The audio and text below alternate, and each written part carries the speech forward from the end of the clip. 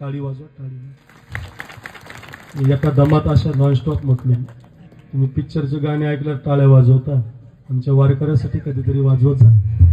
काय चाली येत नाही, एक बिसलरी पाणी लागत महाराज. काय सोप्यात काय एवढ्या चाली. अशा नॉनस्टॉप मी सकाळी 6 ते संध्याकाळी 6 पर्यंत म्हणू शकतो. बरं, पण तुम्ही बसणार नाहीत एवढे. तुम्ही तर काय बाबा